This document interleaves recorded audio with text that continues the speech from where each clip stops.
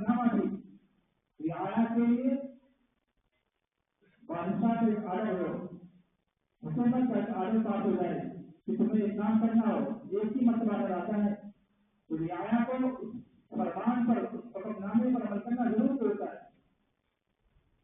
यहाँ अल्लाह रब्बुल इज्जत जो अहकमुल हाकिमीन है, जो बादशाहों का बादशाह है, वो एक मरतबा नहीं, दो मरतबा नहीं, 70 मरतबा से ज्यादा कुरान मुक़द्दस के अंदर हुक्म दे रहा है नमाज पढ़ने का, 70 मरतबा से ज्यादा। जनाब रसूलुल्लाह सल्लल्लाहु अलैहि वसल्लम एक दो मरतबा नहीं, 350 से ज्यादा मरतबा नमाज का हुक्म दे रहे हैं।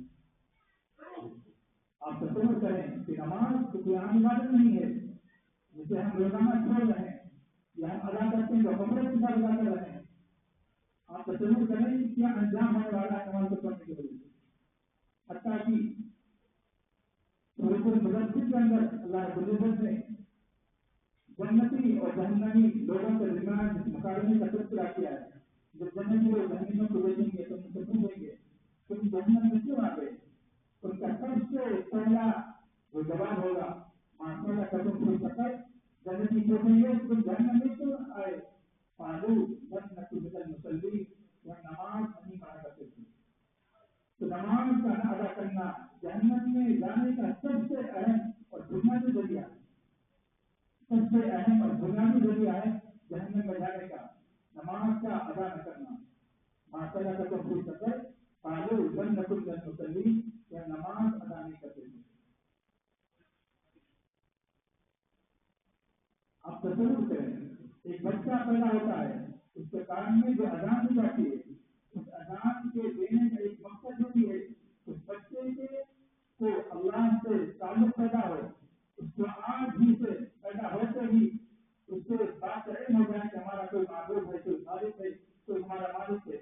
दूसरा मकसद ये भी है कि बच्चा तुझे बड़ा होकर तुझे नमाज भी अदा करनी है, तुझे नमाज भी अदा करनी है।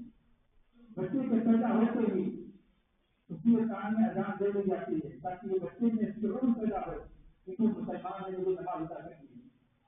7 साल में का हो जाने पर उसे नमाज को खत्म किया गया। किसी भी अमल के छोड़ने पर हदीस के अंदर मारने का हुक्म नहीं किया गया। लेकिन जब बच्चा रास्ते साथ हो जाए और नमाज नहीं पढ़ता है तो उसके बाकायदा मारने का हुक्म दिया गया है, मारने का हुक्म दिया गया है। अल्लाह तबारक व तआला ने मुश्रिकीन का तज़किरा किया सूरह तौबा के अंदर और फरमाया कि अगर मुश्रिकीन कुफार मक्का नमाज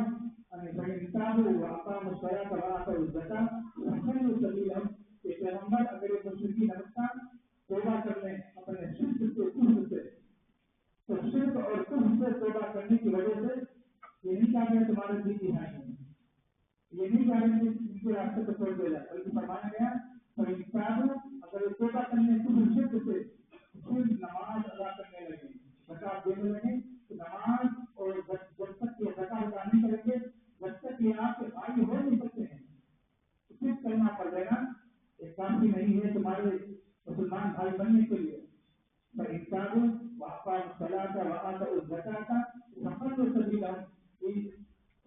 तौबा करें और नमाज अदा करने लगे, ज़कात देने लगे, जब आप इनके रास्ते पर छोड़ देंगे इनको इस्तेमाल पर छोड़ दिया जाएगा।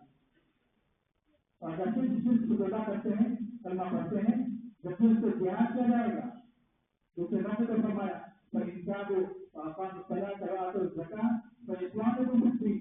अगर तौबा करें और नमाज अदा करें और ज़कात दें जब तुम्हारे भाई हैं, अगर नमाज और ज़कात अदा नहीं करते हैं तो तुम्हारे मुसलमान भाई ही नहीं है। आप तसव्वुर करें हमें से एक बहुत बड़ा तबका मुसलमानों का है जो नमाज अदा नहीं करता है और वो मुसलमान भी अपने आप को कहता है। और मौजूदा जमाने के अंदर जो उलमा का फतवा है मजबूरन अगर नमाज नहीं पढ़ते हैं उनको अगर मुसलमानी से निकाल दिया जाएगा, मुसलमानों को सबका बचेगा।